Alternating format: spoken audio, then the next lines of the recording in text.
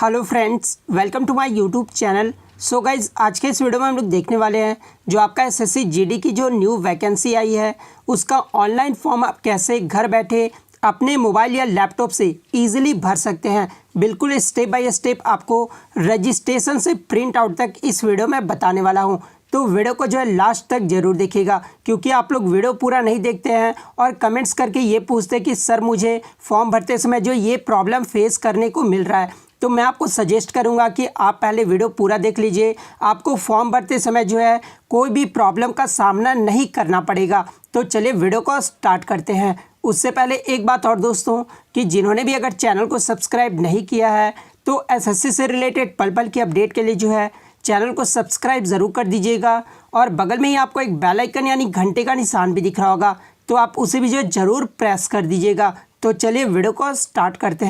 तो सबसे पहले हम लोग इम्पॉर्टेंट डेट्स के बारे में बात कर लेते हैं, जिसको जानना आपके लिए बहुत ही ज़रूरी है। तो देखिए, इसका जो ऑनलाइन एप्लीकेशन स्टार्ट हुआ है ना, वो आज से आपका स्टार्ट हो गया है और लास्ट डेट जो रखा गया है वो 10 मई 2021 तक जो है आप इसका ऑनलाइन फॉर्म अप्लाई कर सकते हैं। उसके बाद बात कर लेते हैं एग्ज़ाम डेट के बारे में। तो जो आपका एग्ज़ाम लिया जाएगा ना, वो सीबीटी बेस्ड लिया जाएगा, यानी कंप्यूटर बेस्ड लिया जाएगा। ऑनलाइन आपका एग्ज़ाम होने वाला है, जो कि आपका 2 अगस्त से लेकर जो है 25 अगस्त तक आपका चलने वाला है। अब बात कर लेते हैं एप्लीकेशन फ़ी के बारे में। तो यदि अगर आप मेल हो और जनरल ओबीसी और ईडब्ल्यूएस कैंडिडेट्स हो तो आपको जो है यहाँ पे 100 रुपये जो है वो चार्ज करना होगा। और यदि अगर आप एससी और एसटी कैंडिडेट्स या फिर कोई भी महिला में जो है आप कैटेगरी में हो, यानी फीमेल कैंडिडेट्स हो, तो आपको जो है कोई भी चार्ज करना नहीं होगा। तो ये जो आपका एप्लीकेशन फ़ी लगने वाला है। अब बात कर लेते हैं एलिजिबिलिटी के बारे में। तो देखिए, इसमें जो आपका एलिजिबिलिटी रखा गया ना, वो 10th पास रखा गया है।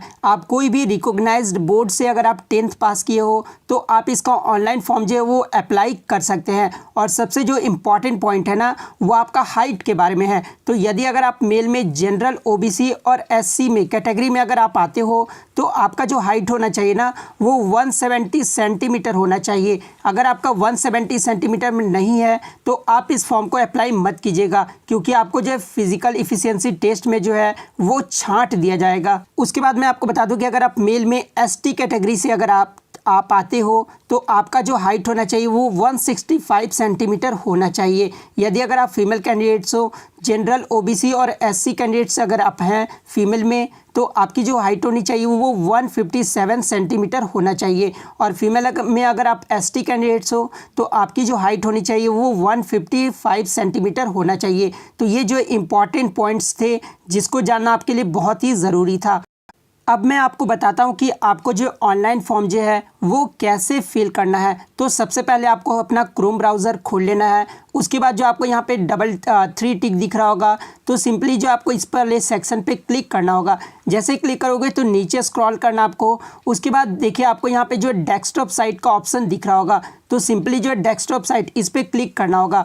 डेस्कटॉप साइट पे जो आपको क्लिक करने के बाद इस तरह का पेज आपके सामने खुल जाएगा, ठीक है। उसके बाद जो है एसएससी का ऑफिशियल वेबसाइट, जिसका लिंक मैं आपको डिस्क्रिप्शन में प्रोवाइड कर दूंगा, तो सिंपली जो आपको एसएससी के ऑफिशियल वेबसाइट पे आ जाना है। उसके बाद जो आपको ये लॉगिन वाला सेक्शन दिख रहा होगा, जहाँ पे जो आपको यूज़र नेम रजिस्ट्रेशन नंबर मांग रहा है और यहाँ पे आपको पासवर्ड मांग रहा है। तो देखिए, मैं आपको बता दूं कि एसएससी का आप कोई भी फॉर्म भरे होंगे, चाहे वो आप सीएचएसएल का भरे हो या फिर सीजीएल का भरे हो या फिर आप एमटीएस या फिर जीडी का पहले भी आप अगर आप फॉर्म भर चुके हो, तो आपको जो न्यू रजिस्ट्रेशन करने की कोई ज़रूरत नहीं है। अगर आपका पहले से रजिस्ट्रेशन नंबर है तो आप सिंपली जो वही रजिस्ट्रेशन नंबर डालिएगा। और पासवर्ड अगर आपके पास भुला गया होगा, ठीक है, या खो गया होगा, तो आप जो है फॉरगेट पासवर्ड करके भी जो है अपना नया पासवर्ड जो है वो ले सकते हैं। जैसा कि यहाँ पे आप देख सकते हैं, फॉरगेट पासवर्ड का भी ऑप्शन आपको यहाँ पे दिख रहा है। लेकिन अगर आपको आपका रजिस्ट्रेशन नंबर नहीं पता है या फिर आप नए कैंडिडेट्स हैं यानी न्यू यूज़र हैं,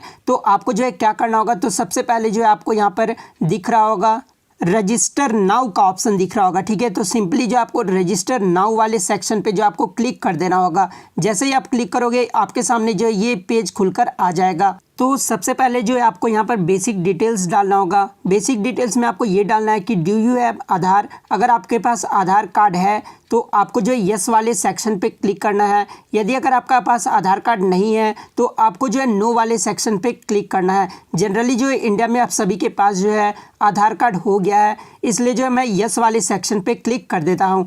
उसके बाद जो आपको यहाँ पर आधार नंबर डालना होगा जो कि आपका 12 नंबर का होता है। तो सिंपली मैं आपको डाल के भी दिखा देता हूँ सारा कुछ। तो देखिए मैं यहाँ पे आधार नंबर अपना डाल दिया हूँ, ठीक है। उसके बाद जो फिर से आपको वेरीफाई आधार नंबर डालना होगा। देखिए जब आप आधार नंबर डाल देंगे ना तो यहाँ पे आपको टाइप्स ऑफ आईडी नहीं मांगेगा, यानी जो आपको यहाँ पर आईडी देने की कोई भी ज़रूरत है। उसके बाद जो आपको यहाँ पे सिंपली जो आपको यहाँ पर नेम फिल करना होगा।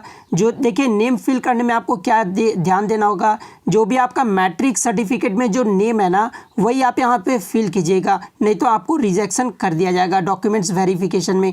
उसके बाद जो आपको फिर से वेरीफाई नेम यहाँ पे डालना होगा। उसके बाद यहाँ पे पूछा गया कि have you ever change name, यदि अगर आप कभी भी अपना नाम जो है चेंज किए हैं तो आप यस पे क्लिक कीजिएगा, अन्यथा आप नो पे क्लिक करके आगे बढ़ जाइएगा। उसके बाद जो आपको यहाँ पे फादर्स नेम पूछा गया है तो फादर्स नेम जो आपको सिंपली यहाँ पर क्लिक कर देना होगा। देखिए यहाँ पे ध्यान देने वाला पॉइंट ये है कि देखिए आपका मैट्रिक में जो भी फादर्स नेम होगा ना वही आपको यहाँ पे फिल करना होगा। बहुत सारे बच्चे क्या होता है कि जैसे उनके पिता का जो नाम है वो उपेंद्र शर्मा है और मैट्रिक के सर्टिफिकेट में जो है उपेंद्र कुमार उन्होंने जो है मेंशन कर रखा है, तो आपको जो है क्या डालना होगा, तो उपेंद्र कुमार ही डालना होगा।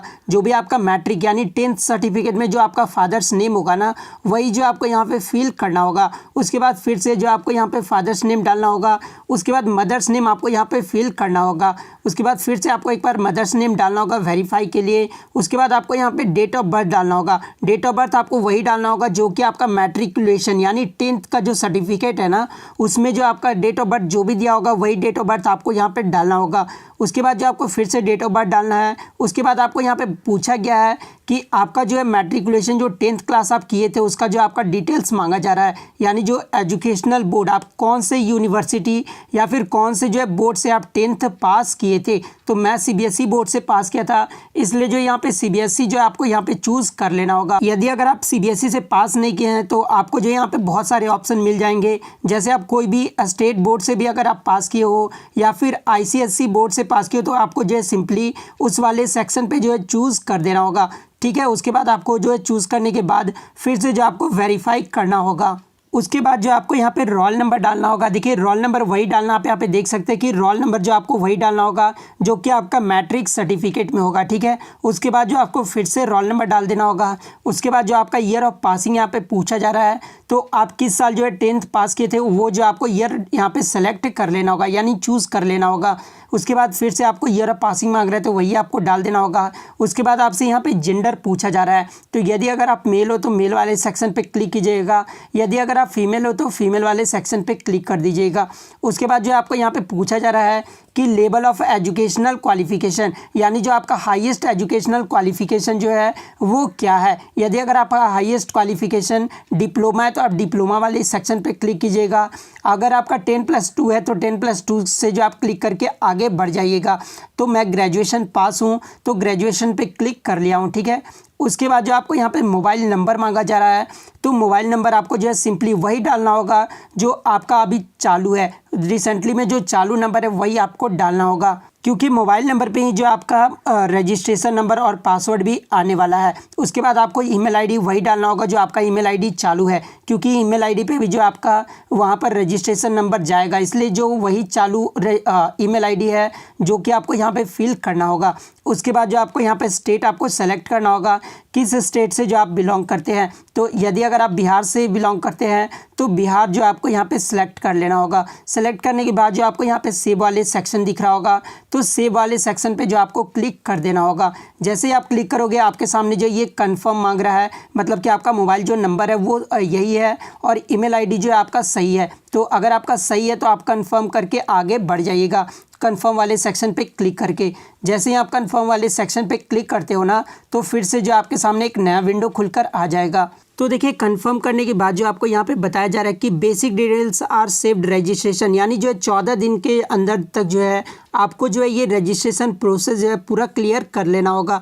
तो मैं आपको यही सजेस्ट करूँगा कि आप एक दिन के अंदर ही जो है अपना रजिस्ट्रेशन सब कुछ कंप्लीट कर लीजिएगा। उसके बाद आपको यहाँ पे क्लोज वाला सेक्शन दिख रहा होगा, तो इस पर जो आपको सिंपली क्लिक कर देना होगा। जैसे आप क्लिक करोगे ना तो फिर आपका यहाँ पे देख सकते हैं कि आपका जो रजिस्ट्रेशन नंबर है वो आपके सामने आ गया है, ठीक है। तो ये जो रजिस्ट्रेशन नंबर होगा ना वो आप कहीं पर लिख लीजिएगा, ताकि जो आपको फ्यूचर में जो है बहुत जो है इससे आगे आप इसका फॉर्म जो है अप्लाई कर सकते हैं। तो अब मैं बता दूं कि इसको करने के बाद जो आपको ओके वाले सेक्शन पे क्लिक कर देना होगा। जैसे ही आप ओके वाले सेक्शन पे क्लिक करते हो तो फिर से जो है आपके सामने ये विंडो खुलकर आ जाएगा। उसके बाद मैं आपको बता दूं कि आपका जो यहाँ पे देख सकते हैं मेल पे जो आपका रजिस्ट्रेशन नंबर और पासवर्ड जो आपके सामने खुलकर आ गया है। बहुत सारे बच्चों का जो प्रॉब्लम ये होता है कि मेल चेक नहीं करते हैं और पूछते हैं कमेंट करके सर मेरा जो अभी तक पासवर्ड नहीं है। तो मैं आपको बता दूं कि आपका जो पासवर्ड आएगा ना वो आपके मेल पर ज़रूर आ जाएगा। तो आप जो है मेल पे ये चेक ज़रूर कर लीजिएगा। तो उसके बाद जो आपको यहाँ पर रजिस्ट्रेशन नंबर डालना होगा जो कि आपके मेल पर आया था, मैंने आपको दिखाया भी है। उसके बाद जो आपको यहाँ पे पासवर्ड डालना होगा जो कि आपका 4 नंबर का मेल पे पासवर्ड आया था। सिंपली जो आपको ये पासवर्ड जो है यहाँ पे डाल देना होगा। उसके बाद जो आपको यहाँ पे कैप्चा मांग रहा है, जो ये कैप्चा है ना वो आपको यहाँ पे फिल करना होगा। कैप्चा फिल करने के बाद जो आपको ये लॉगिन वाला सेक्शन दिख रहा होगा, तो इस लॉगिन वाले सेक्शन पे जो आपको क्लिक कर देना होगा।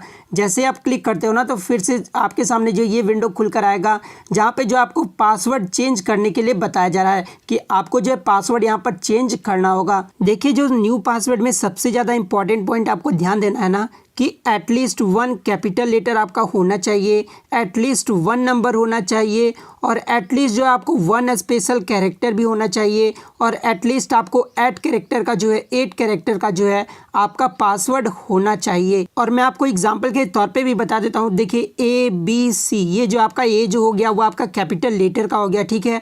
उसके बाद जो ये आपका @ हो गया ना वो आपका स्पेशल कैरेक्टर हो गया। उसके बाद 1 2 3 4 5 यानी जो 1 2 3 4 5 है ये हमारा नंबर है। उसके बाद जो 8 एटलीस्ट आपका पासवर्ड होना चाहिए। तो ये सारा चीज़ जो हमारा हो गया है। तो एग्जांपल के तौर पे भी मैं आपको बता दिया हूँ कि इस तरह का जो आपका पासवर्ड होना चाहिए।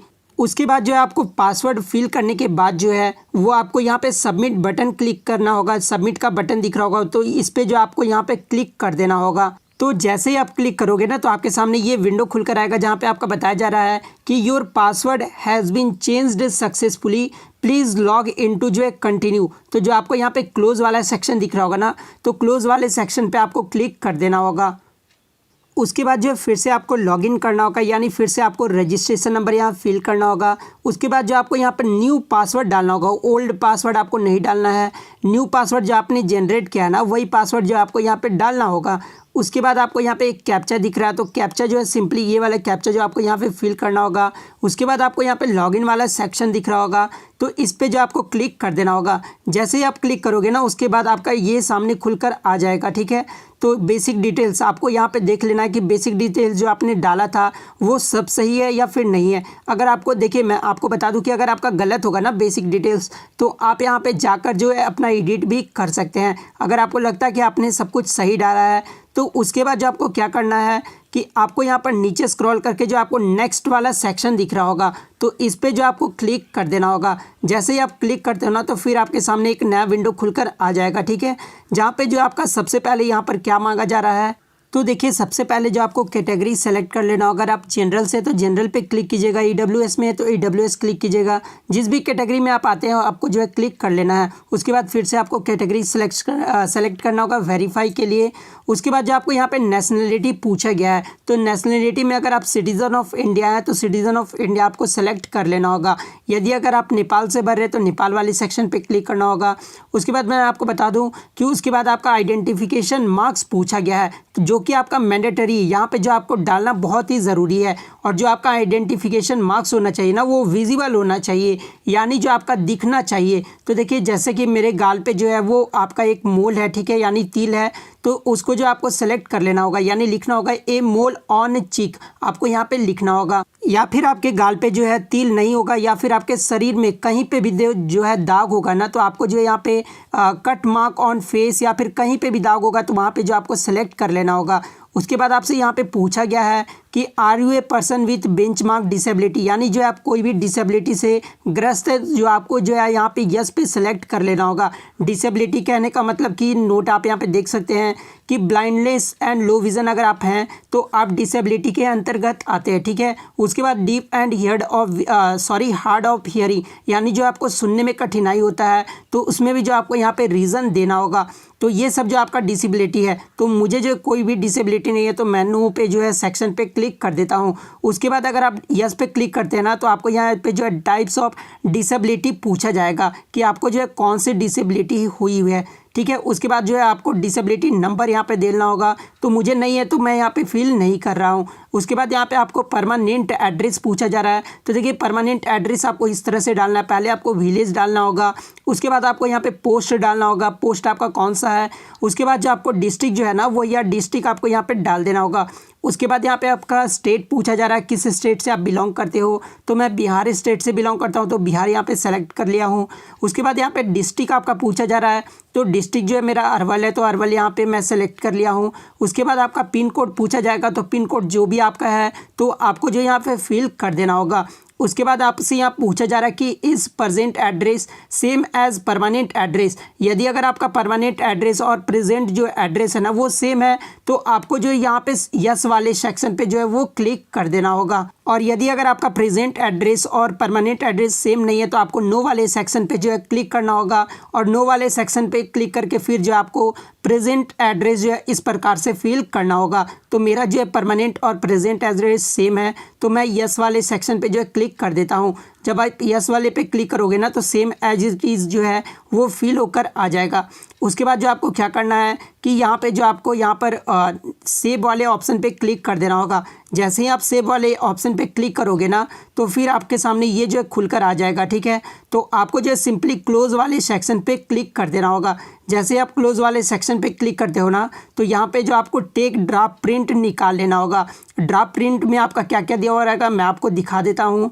तो देखिए ड्राफ्ट प्रिंट में जो आप जो भी अभी तक फिल किए हो ना वो आप सारा कुछ जो है यहाँ पे देख सकते हैं, ठीक है, कि सही कुछ आपका सब कुछ सही सही भरा है या फिर नहीं। अगर आपका अभी भी गलत भरा है तो आप एडिट कर सकते हैं। और अगर आपको लगता है कि आपका सब कुछ सही है तो यहाँ पे आपको आई एग्री वाले ऑप्शन पे देख रहे होंगे कि यहाँ पे टिक का ऑप्शन दिख रहा होगा, तो सिंपली जो आपको ये टिक वाले सेक्शन पे क्लिक कर देना होगा। उसके बाद जो आपको यहाँ पे फाइनल सबमिट का ऑप्शन दिख रहा होगा, तो सिंपली जो है फाइनल सबमिट वाले ऑप्शन पे आपको क्लिक कर देना होगा। जैसे ही आप क्लिक करोगे ना तो आपके मोबाइल या फिर जो ईमेल पे आपका एक OTP गया होगा, तो दोनों में से जो भी आप OTP डालना चाहते हैं वो यहाँ पे आपको डालना होगा। तो जैसा कि आप यहाँ पे देख सकते हैं कि मेरे ईमेल पे जो है OTP आ गया है, यानी रजिस्ट्रेशन का जो OTP है वो आ गया है। तो ये OTP जो है वहाँ पे हमको फिल कर देना होगा। उसके बाद जो आपको ईमेल पे जो मैंने OTP दिखाया वो OTP आपको यहाँ पे डाल देना होगा। उसके बाद जो मतलब आपके ईमेल पे जो भी OTP आएगा वो आपको यहाँ पे फिल करना होगा। मेरा OTP फिल नहीं करना, ठीक है। उसके बाद आपको सिंपली जो है ये कैप्चा यहाँ पर डाल देना है। उसके बाद यहाँ पे सबमिट वाले सेक्शन पे क्लिक कर देना है। तो जैसे ही आप क्लिक करते हो ना तो फिर से आपका कैप्चा वैलिड बता रहा है, फिर से जो आपको कैप्चा फिल करना होगा। ध्यान देना कि आपको अच्छे से जो है कैप्चा फिल करना होगा। अच्छे से कैप्चा फिल करके जो आपको सबमिट पे क्लिक कर देना है। जैसे आप क्लिक करोगे ना तो फिर आपके सामने जो है ये खुलकर आ जाएगा, ठीक है। आप यहाँ पे देख सकते हैं कि आपका जो रजिस्ट्रेशन है ना वो सक्सेसफुली आपका हो गया है। अब जो आपको क्या करना है कि आपको जो है फॉर्म अप्लाई करना, ओके वाले सेक्शन पे क्लिक करके जो है अब आपको फॉर्म अप्लाई करना होगा।